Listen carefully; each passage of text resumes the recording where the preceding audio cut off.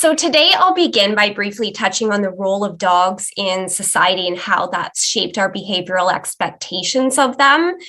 I will talk about the emotional lives of dogs and why this matters to teaching and learning. And then I'll go through the socialization and teaching of foundational skills and why this is important to positive welfare. So dogs are an important part of our society and our lives, as I'm sure all of you are well aware. But their role in society has changed over the years, and there is a lot more restrictions and regulations than there were, say, 40 or 50 years ago. More restrictions means leash laws, less space due to increasing urbanization, longer time home alone due to differences in our lifestyles and our work and our roles in the home. And this can put a lot of stress on dogs as well as dog owners. So society has constructed certain expectations of how we think dogs should behave. And some of these expectations tend to clash with dogs' intrinsic behaviors like digging and barking, or they've even created more behavioral issues for them, making it very difficult for many dogs to adjust and even meet these expectations that we have of them. So our society is a very human-centric society, and that puts a lot of pressure on our dogs to suppress their natural behaviors and conform and comply, which can affect their well-being. And dog laws and responsibilities also put a lot of pressure on dog owners, and any deviation from this sort of ideal that we've created means that a lot of people will have feelings of guilt or embarrassment when things kind of go sideways or not as expected. So unfortunately, it's often the dog who pays the price when society fails them. And this is where training comes in to help improve their lives for the better. So I won't go into great detail here about the mental and emotional lives of animals. Dr. Susan Hazel did a wonderful job discussing this in her presentation yesterday, but I do want to highlight that what we do know is that dogs have a rich emotional life, and we know that emotions drive behavior. So like all animals, ourselves included, they seek to avoid things that are scary or unfavorable, and they seek to maintain good feelings. And this is important because if our dogs are experiencing fear, anxiety, or undue stress, then learning will not be able to take place. So once a dog is in their fight or flight mode, reactions are more involuntary. So there's not a lot of thought process happening there. So therefore, mood can affect their resilience and their learning. So foundational skills or life skills, however you want to frame it, are the building blocks of learning to navigate society in a socially appropriate way. So we all have to follow a certain set of social rules. And there are things that we can teach our dogs so that they can be safe, but that will also allow them more freedoms and more autonomy in the future. So providing both solutions as well as choices for our dogs is empowering. In fact, studies show that choice is a primary reinforcer, meaning that we need it to live a good life, and so do other animals like dogs. And as Susan mentioned yesterday, this isn't necessarily free choice all of the time necessarily, but providing desirable options can improve mood and well-being. And this is kind of an ongoing evaluation and testing for consensual interactions and that type of thing. And we want them to know and understand that, to know and understand the rules completely so that there's a lot less frustration, and that so that they're more confident in making decisions. So having clear communication is something that builds trust within the relationship. And this is important for our dogs to have a secure attachment to their humans, meaning we are their guide and their teacher, their support when they need it. And we also allow them the space and freedom to learn about their world. Socialization is the cornerstone for training. It's more than just meeting and greeting people and dogs. It's about experiencing the environment in a safe and positive way so that they're habituating to different situations. So socialization is an ongoing process, but puppies from 3 to 16 weeks are especially sensitive to this process because their brains are developing at this time, specifically to all the different things in their environment.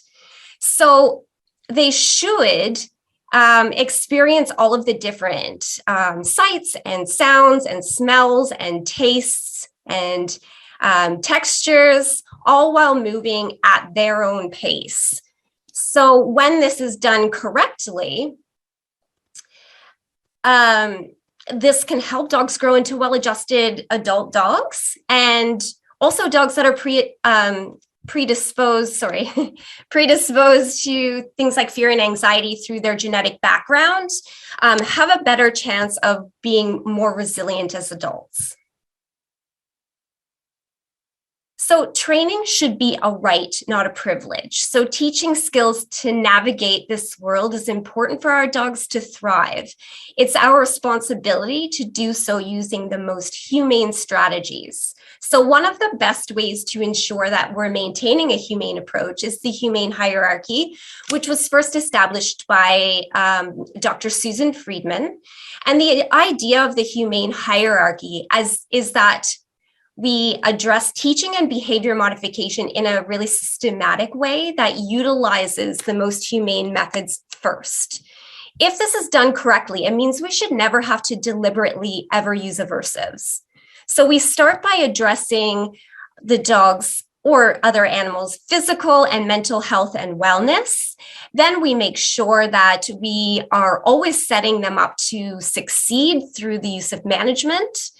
And this way, there are literally hundreds of opportunities to positively reinforce all of the good choices that they make during the day, as well as alternative behaviors to things that are undesired by us, and the things that we want to ultimately change, and to make sure that they're not ever going over their threshold or as much as possible.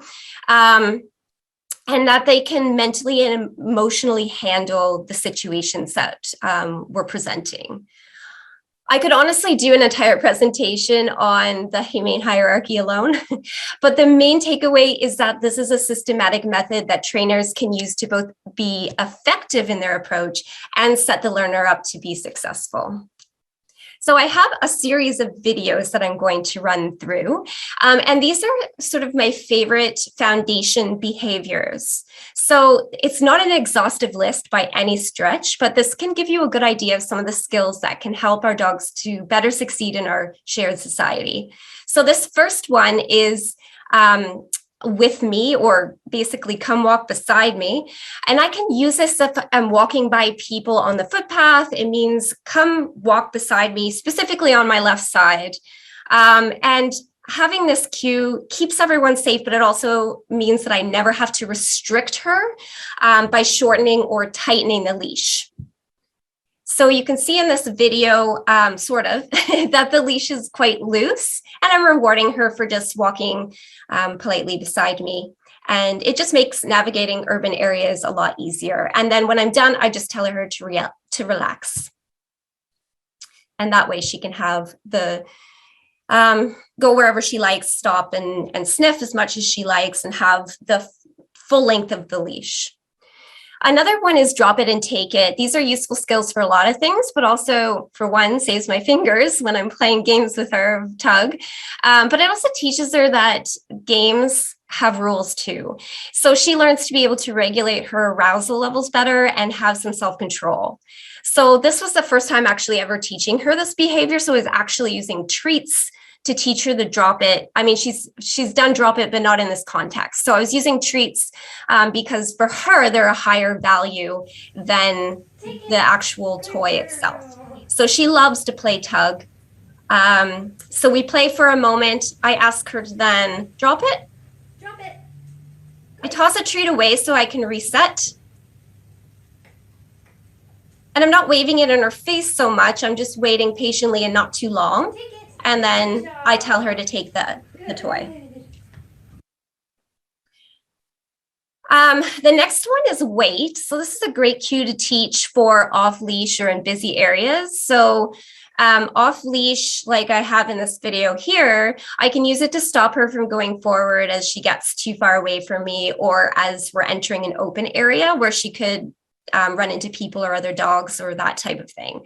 So I don't mind that she walks back to me, which you'll see when I actually ask her to wait. She walks back towards me because she knows I'm going to toss her a treat. That doesn't bother me. I just don't want her to move forward at all. So I also use this wait cue when I'm about to cross the road and there's cars coming. So I just tell her to wait and she just stops forward motion. So again, I don't have to pull on the leash or use the leash as a tool. Wait. Yes. So you can see I'm marking with the word yes. That just marks the exact moment that she did the behavior that I like, and she knows that the reward is then coming. Yes. Good job. The next example I have is recall. So you'll notice that I use a whistle to call her specifically, but I mean, you can use any word. It doesn't have to be a whistle, but it has to be consistent. So the idea is that she has all kinds of freedom out and about, but when I whistle, she comes. So I practice this a lot because I want her to be able to enjoy the freedom of being off lead as much as possible. Allows her a lot more choice and freedom and autonomy when we're out on walks. And so I practice when there are no distractions. And then on the occasion that maybe there's a bunny or a bird or people or dogs or whatever, I can easily then call her and she comes running because she's so well practiced and she knows exactly what to do. And of course, I reward her handsomely for doing so. Good job.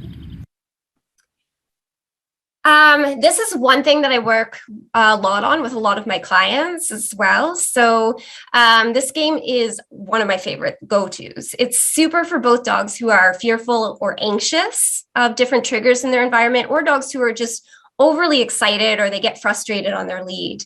So it's a two-step game. So in step one, we want them to simply look at the trigger. That's it.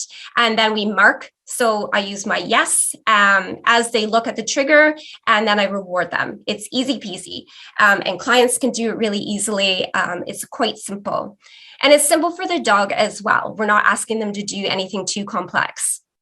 So we do want to make sure that they are doing this at a distance, that they're under their threshold so that they are able to be successful.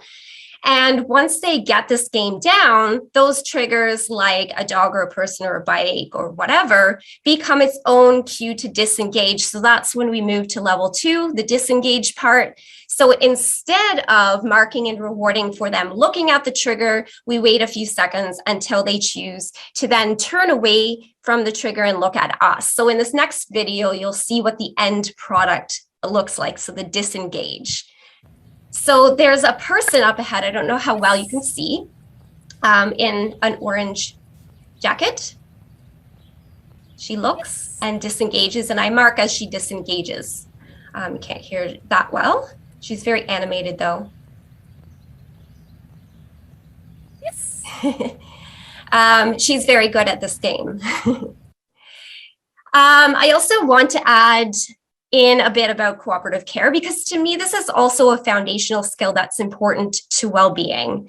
It teaches a dog that they can be participants in their own care without having to use any force or restraint, or very little. So obviously there are certain things that need to happen. So things like nail trims or vaccines, grooming, bathing, ear or eye drops.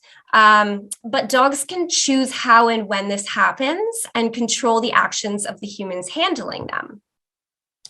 So again, this is not an exhaustive list by any stretch, but this is my first example, is teaching to file her own nails on a scratch board. So it's just some sandpaper. And this is her actual first session ever doing this, but she did already know how to do a paw target. So it is a step-by-step process. And you can also do this with back feet as well. I do still use clippers for things like her dew claws, but it's a lot less stressful. And she really enjoys this, actually. In this video, I'm using opt-in and opt-out behavior. So I have taught her that when she rests her chin in my hand, I'm going to touch her on her body somewhere. So I end the session by marking and tossing a treat. So this resets her so that I can just go ahead and do another round of it. So if she lifts her head from my hand, everything will stop. So this is her opt-out behavior, which she does not demonstrate here because she just actually really loves this. But it gives her the power to control the session and tell me if she's uncomfortable. So, or if I've, pushed her too far, or she's just had enough. And I'm also using predictive cues here. So I tell her when I'm going to touch her. Neck. So this adds just another element of predictability for her, which makes her feel more safe. And I can also transfer this chin rest to, say, a stool or a chair or something like that if I do need to use both hands. But I was specifically practicing for vaccines, and the vet was going to be doing the actual vaccines and handling. So I was practicing with my hand for this specific task. Neck. And eventually what I did was I added in a syringe and blunt needle to practice and added more and more duration to this behavior. Yes. So in this next video, we're going to see my lovely friend Lisa here and our mutual vet, Dr. Sweeney, who are using a sustained hand target just as the same way as I was doing with the chin rest in the previous video to do Hank's vaccines. So previously, he was really terrified of the vet and handling, and he would snap and bite as his defensive mechanism. So of course, the muzzle is on for safety, but you can see how stress-free this went. So they do a couple of practice runs first. Yes. So I like this video too, because they wait until he says he's ready. It's just his buddy. She's doing the banking already. She knows I play cash. So he says, okay, I'm ready. They do another practice go. Yes. Oh, boy. Cool. Ready for it? Yeah, ready for it. And then they do the real thing.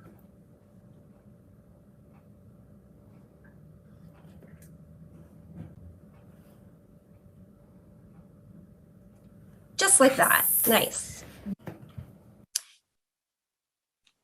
So thank you very much. If you are looking to find me anywhere, you can find me at these locations. And I'm always happy to chat further about any of this. So thank you very much. Thank you, Erin. What a fantastic talk. We've had some questions come in. I just have one. You talked about the lack of not using aversive training, but I'm interested because electric collars are still widely available and widely used. I'm just interested in your perspective on this. So I don't use electric collars in my own training. There are obviously people who do. But if we were to follow the Humane Hierarchy, they would fall at the bottom of that hierarchy. And so for me, going through that Humane Hierarchy in a systematic way, I've never gotten to the point where I needed to use an aversive like that in my training. If I've actually exhausted all of my other options, such as positive reinforcement, teaching an alternative behavior, or what we call differential reinforcement of an incompatible behavior. So I always take that approach first. I always do wellness check first and foremost, especially if the behavior is something that has happened suddenly, or there's a sudden onset of behavior change, because oftentimes things like medical issues or pain can be related to behavior changes as well. So that's always important to look at first and foremost. But for me personally, I've never had to get to that point where I've ever even considered using an aversive tool. Good to hear. Excellent. And just another quick question. Obviously during this pandemic, a lot of people have got puppies, which more than likely they'd ordered beforehand or got from shelters and gone into new homes. And there's been a challenge in terms of socialization of these puppies, which has caused a lot of problems, both for the dogs and for the owners, particularly, with that lack of socialization. And so what's your take on this, and how can people improve this experience? I think it definitely has been a challenge, especially outside of New Zealand. I think we've been fairly lucky here for the most part. But, there are still things that we can do to socialize our dogs, going or creating experiences within the home or the yard, or going out and just not letting our puppies necessarily interact with other dogs or people, but still see them. That's still a good experience. You can go out in the car and drive around, and they can still experience a lot of those sights, smells, tastes, those types of things.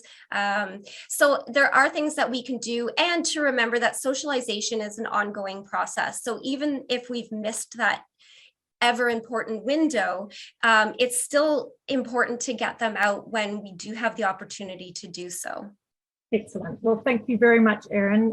Your presentation was wonderful. Great to see some nice videos. And thank you again for today.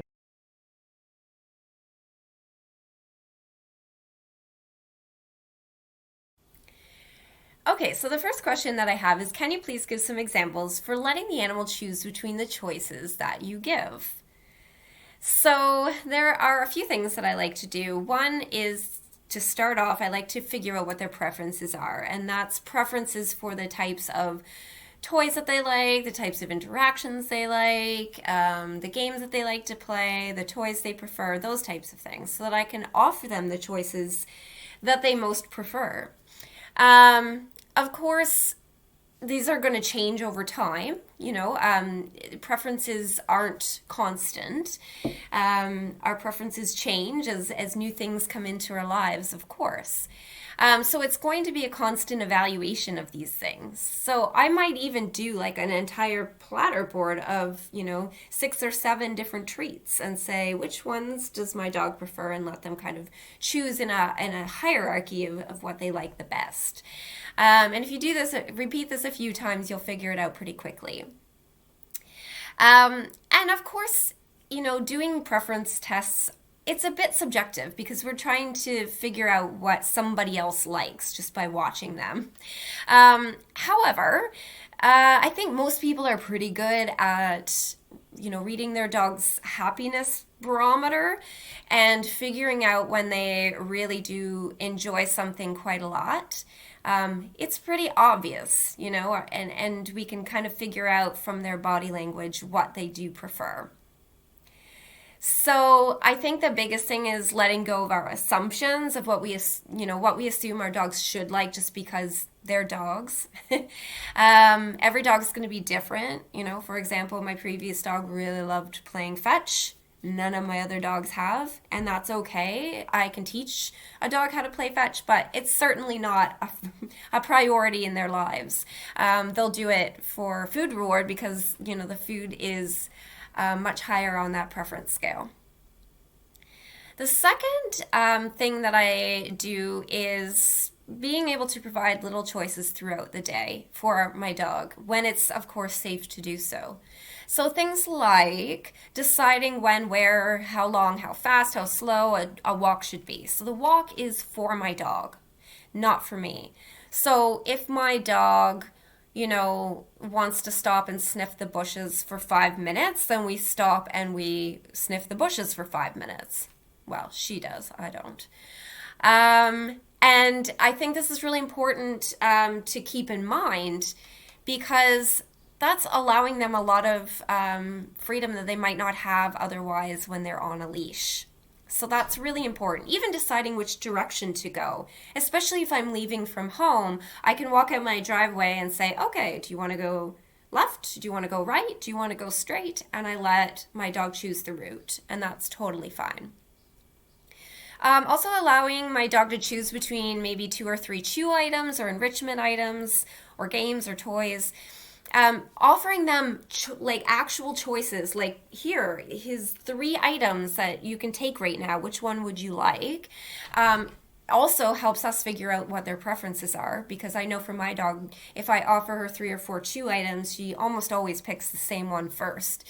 But, I think offering them a choice is really liberating and empowering.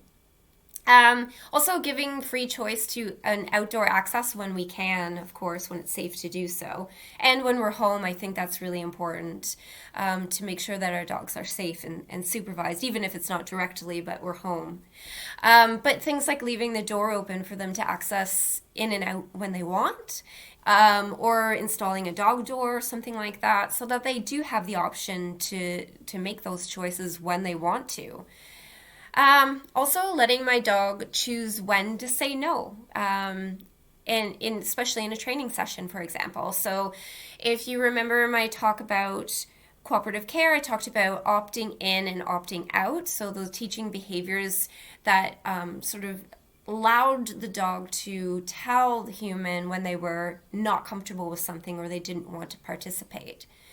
So I think that's an important thing to keep in mind, because I think we often sort of push and try to get to our end goal faster than maybe our dogs want to or care to. And so listening to those opt-out behaviors, or just even when our dogs are like, I've had enough, I want to walk away, and not forcing them to continue with something that they don't want to continue with. I also keep toys accessible all the time so that my dog can choose when she wants to play and what she wants to play with and how she wants to play with it. I don't see any reason why I need to dictate that to her. Having a safe space for my dog to access, so a human-free zone, whenever she wants. So she can access that area whenever she's feeling overwhelmed or tired or just wants to get away, and she knows that she's not going to be bothered there by anybody ever. I think that's important for all dogs. And also having free range of the home, if it's, obviously if it's an ideal option for that dog, or as much space as we can provide them once we've sort of made the space safe for them. So, we're putting away the things that they shouldn't access, like the rubbish bins are put away, those types of things, and restricting access to anything that might be dangerous, especially when we're talking about puppies. But, we have to consider too that puppies will probably graduate to bigger and bigger areas and up to having the whole home maybe while we're away, especially. And I think that that's fine. And my dog goes everywhere. So, and sometimes she chooses to be in the room with me and sometimes not. And that's also okay.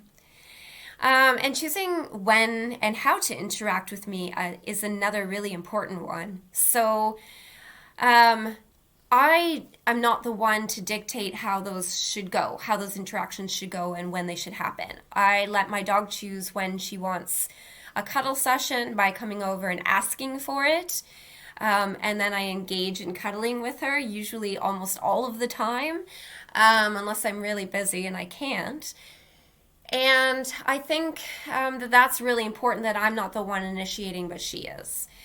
But also I do consent tests. So I stop every now and then and just make sure that she's still into that interaction. So sometimes dogs will stay even when they're not into that interaction, because that's sort of how they've learned to interact with people.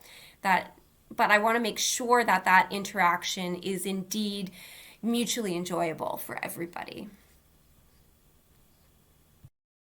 Okay, so the next question is, how do we start to desensitize to the clinic? So first of all, this kind of suggests to me desensitization means the dog's already sensitized to the clinic, meaning that they're already fearful of the clinic. But I'm going to kind of take both approaches, as whether we're dealing with a dog that's already fearful of the clinic or whether it's just a new experience for them. So it's a little slightly different approach depending on, well, it depends on a lot of things, but it depends on the dog significantly, and it depends on their history.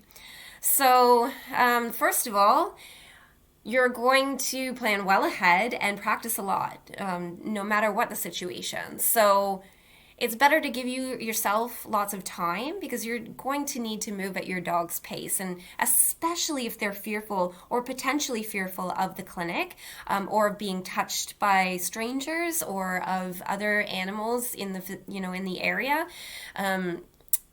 we want to be able to move at whatever pace that they're comfortable with, because we don't want to force it, because that could be very traumatic, especially for certain sensitive dogs. So, the process could take days, it could take months. It really just depends on the dog. So, for example, with my dog, she was already quite fearful of the vet clinic, and I took an entire year to get her used to going in the clinic, being touched by the vet, and then, of course, going through the cooperative care protocols, working towards getting her vaccines done. So I went really slow, and I made it really, really easy for her at every step of the way.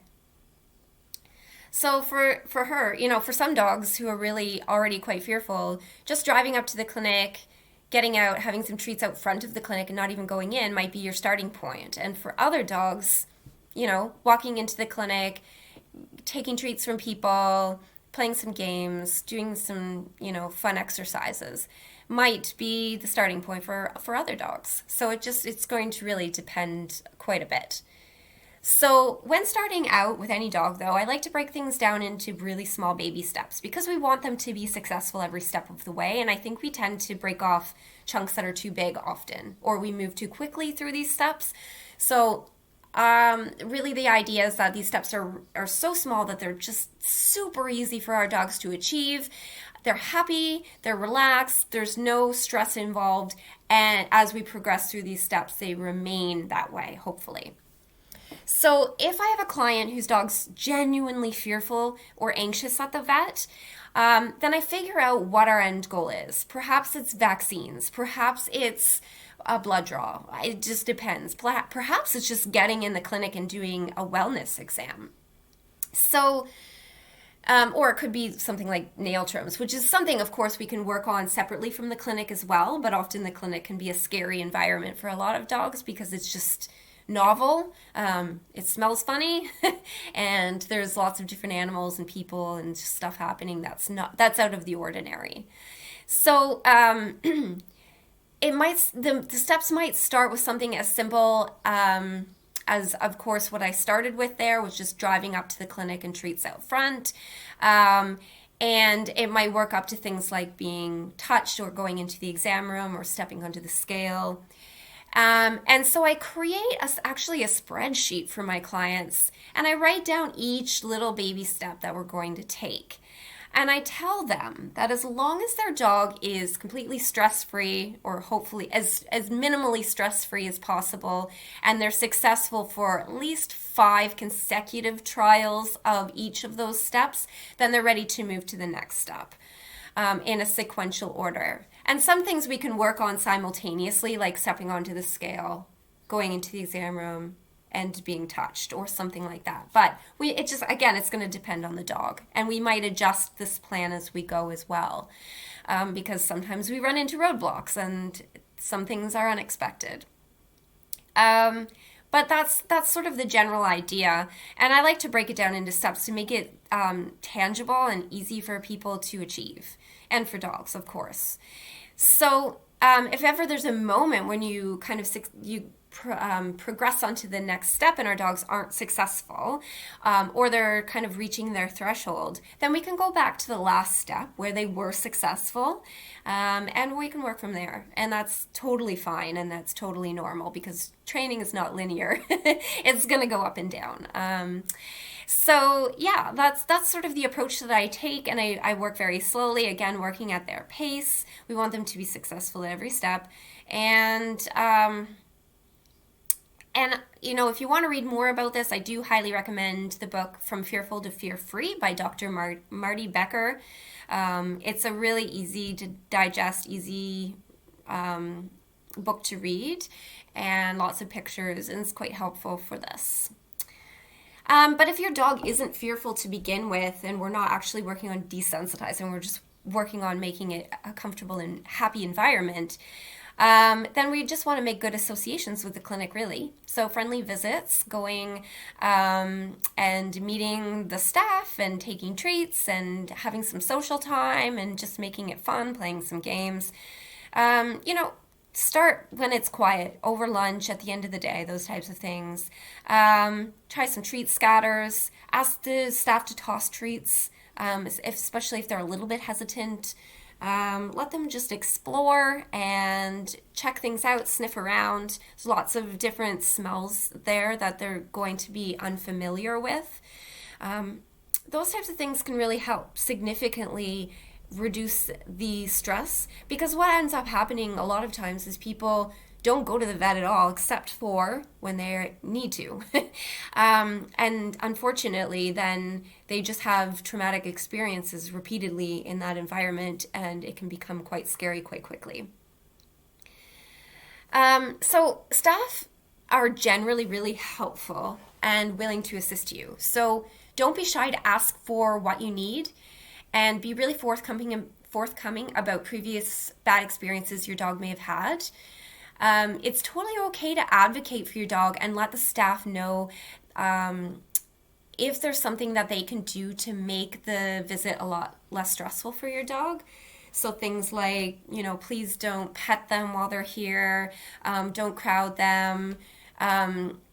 If they're worried about other dogs, they can schedule you for a lunchtime or at the end of the day.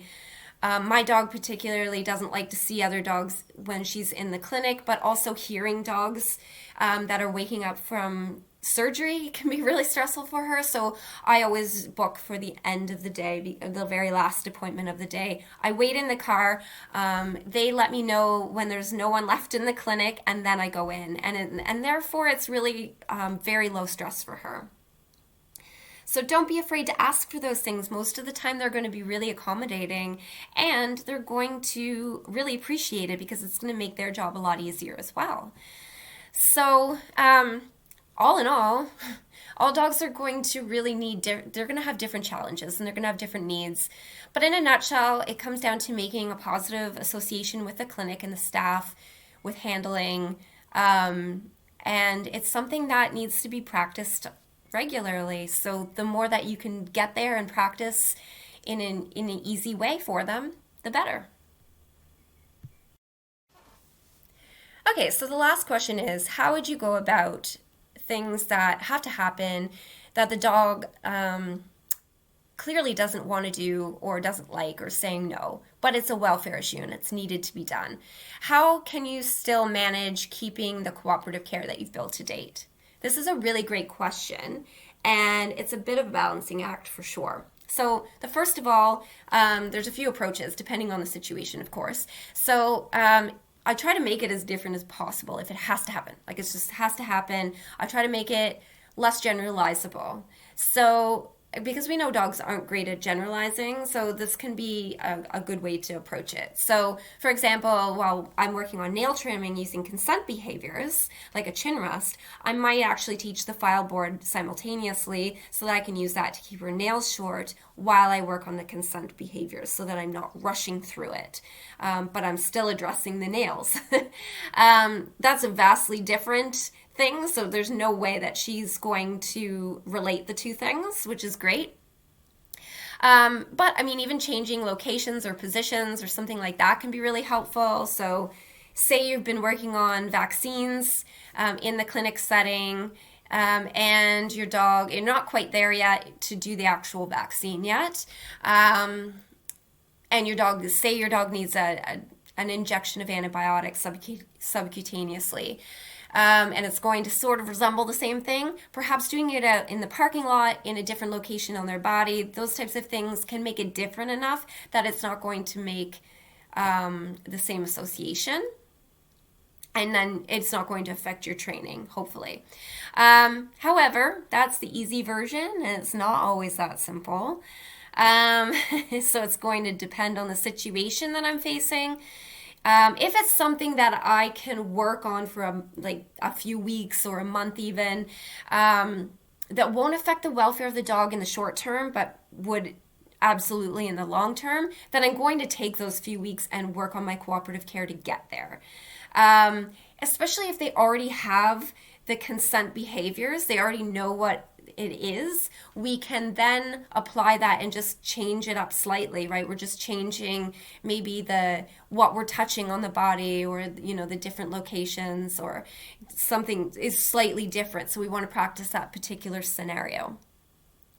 So I am going through this right now, actually. I suspect my dog might have a very mild luxating patella. It's not bothering her pain-wise, so it's not an immediate welfare concern, but long run, I definitely want this diagnosed.